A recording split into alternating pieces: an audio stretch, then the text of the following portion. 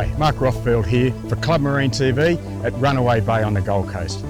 I was up here just a few months ago testing the Riviera 465 SUV, and not surprisingly, that boat has now inspired the 46 Sports Motor Yacht, which adds a Flybridge to that proven SUV hull.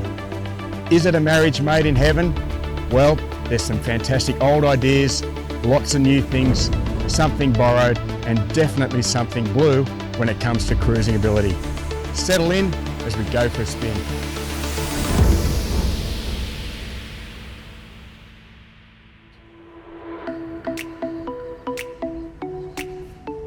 I thought we'd start up here on the Flybridge because it's a major difference and probably the deciding factor when you're choosing between the two 46-foot models.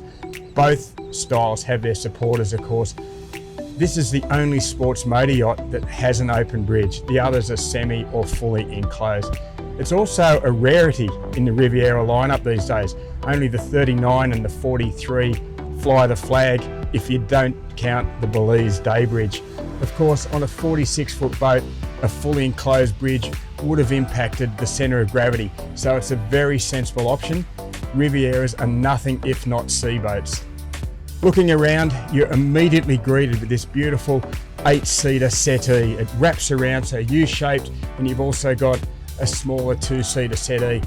Really nice sociable arrangement, so the skipper is going to have lots of company when they're up here. This table can actually lower and you create a giant daybed, and you get some protection from an angled wind deflector. Not so long ago, the convertible open Flybridge was Riviera's sweet spot. The 45 Riviera from about 2007 was one of my personal favourites for many years. And it's really nice to see that they've rekindled some of those ideas from the past, such as an aft helm. Now, have a look at this arrangement. Fantastic 2-seaters, beautiful quality helm seats for the skipper and the passenger. Really nicely moulded as well. It's functional, being outdoors, somewhat exposed to the elements. You can't have all the bells and whistles. So for example, stainless steel steering wheel, but really nice, high quality Edison. Twin 12-inch Garmin screens, so you get all the information you're going to need up here. Really nice to see a C-zone. That means you don't have to go downstairs to adjust all the electrical components on the boat. The skipper can do everything up here. You can anchor, you can adjust everything you need, just enough switches to operate. And of course, you've also got a panel overhead with your engine information and also your seakeeper gauge. Really like the way the hardtop is suspended on these stainless steel posts all round, really strong. Also signs of manufacturing quality in the wells. It creates the perfect foundation for strata glass clears.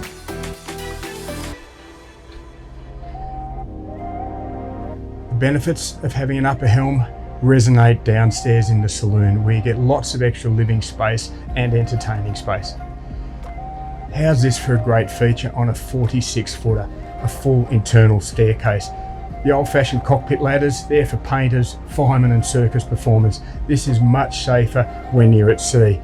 Here you get nice big timber steps, well placed, well angled, good non-skid on them as well. Solid handrail and a really good hatch up above. Also, none of the space is wasted beneath. This C-shaped galley worked really well on the 465 SUV, so I'm not surprised to see it back here on the 46.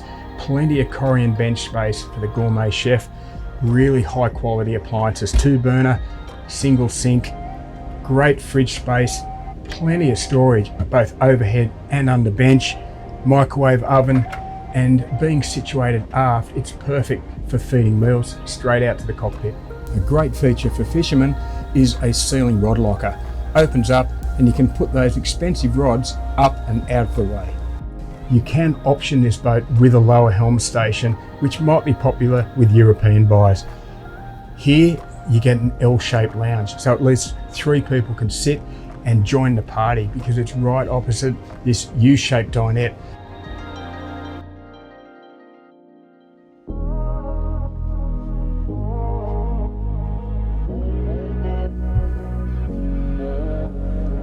The accommodation plan has 3 staterooms and 2 very large bathrooms.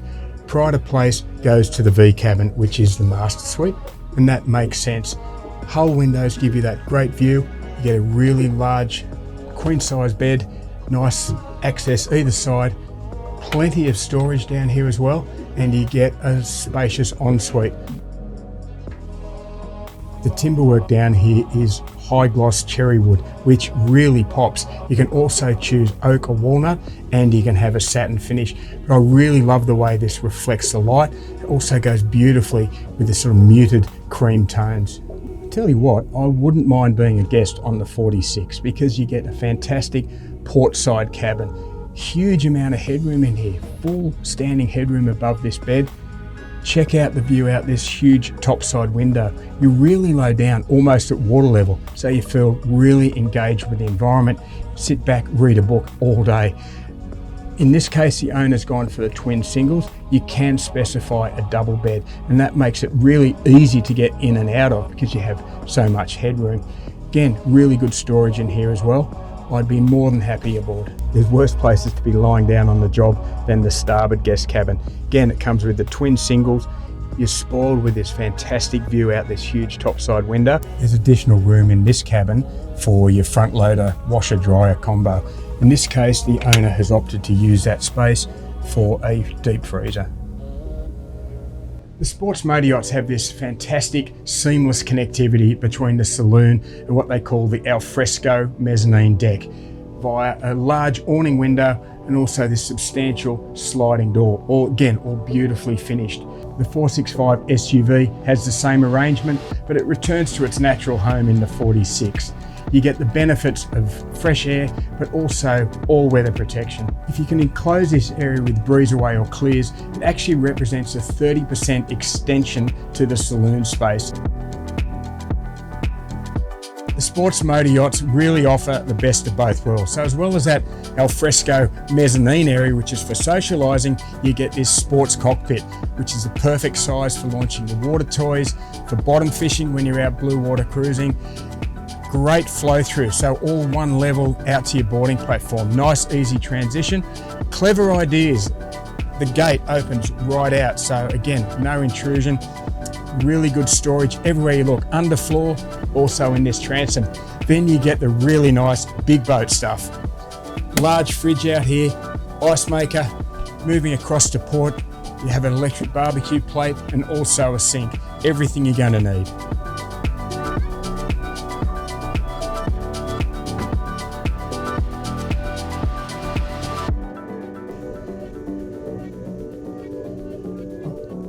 Accessing the bow feels really safe. Nice wide side decks and also these sort of thigh-high rails, so you feel really supported all the way up, which again you want on a seaboat. Now, blue water folk are going to carry their tenders up here, so you get this davit, so it makes an easy job of launching. Once that's done, you can put sun pad cushions down here, angle backrest, glass of wine, a bit of music. It's a perfect place to enjoy this boat, and another entertainment zone on a 46-footer. Moving forward, I love the way the anchoring is integrated into the gunnel line. There's no sprit, it's all just beautiful flowing lines. Now the anchor does sit proud of the stem, chain leads back to this mule windlass, and you get these really large lockers to handle all the chain.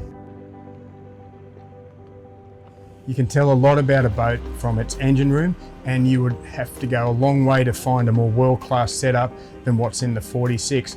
To start with, its access from the mezzanine, but a nice big hatch, which is going to encourage owners to go downstairs and do those daily visual inspections. Now, with me is Dean, who's the quality control and sea trial manager at Riviera. He knows more about that engine room than anyone else. So, Dean, would you mind showing us around? Yes, definitely. Love to.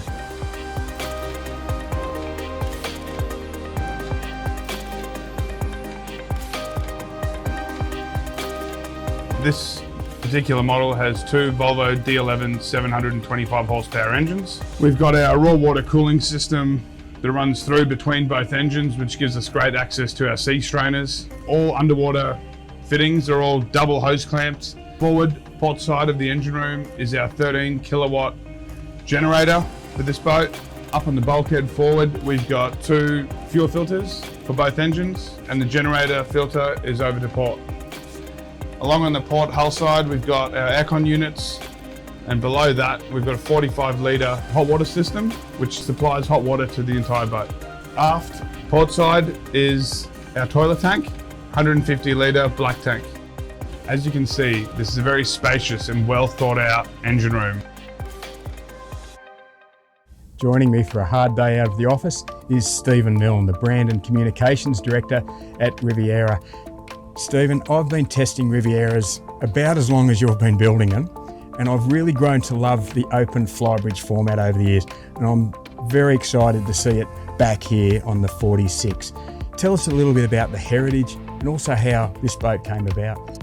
Riviera has a heritage of building open Flybridge boats. We have built thousands of open Flybridge boats over our 42-year history, and our reputation internationally is for blue water boats.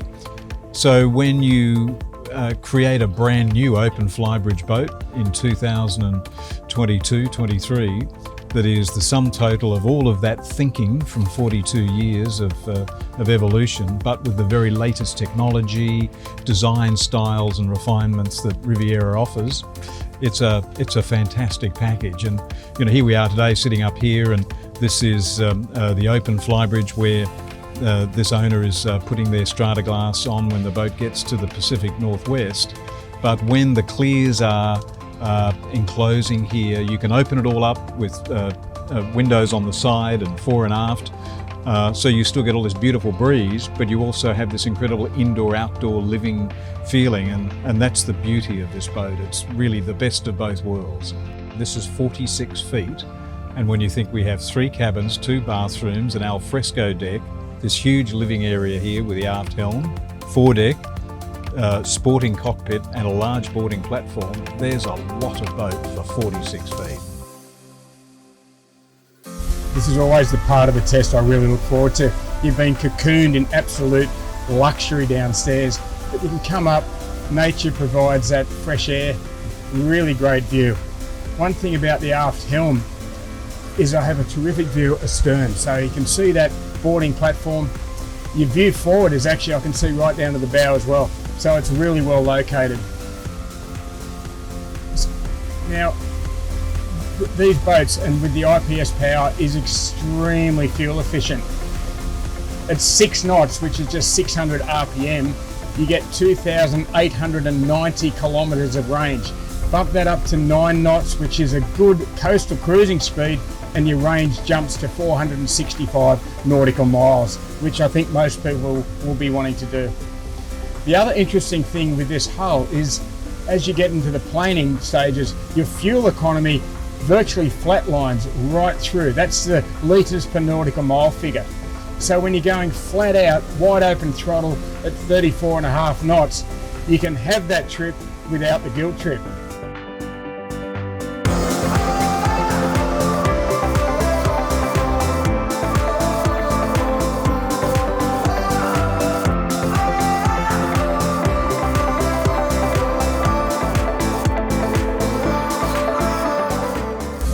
Back it off for a moment to reflect on that performance. Really impressive. This, you can get 34.5 knots top speed with great fuel efficiency. I really like that 80% range, closer to 30 knots. That's a speed you can maintain all day without stressing the engines. Really comfortable the way the hull ran. I have driven the 465 SUV at sea, and I can attest to its blue water performance as well. It's also great at displacement speeds, really fuel efficient. Bump it into gear and those propellers just give you that instant bite. You also get fantastic acceleration. Here we go, just instant. So you can maneuver the boat anywhere you want to go, which is really important on a cruising boat that may only have a couple aboard. Just gives you that extra confidence. Theoretically, with the extra weight aloft, the hard top and so on, it may have been working a little bit harder, but the hull can more than handle this extra weight upstairs. Really impressive performance all round.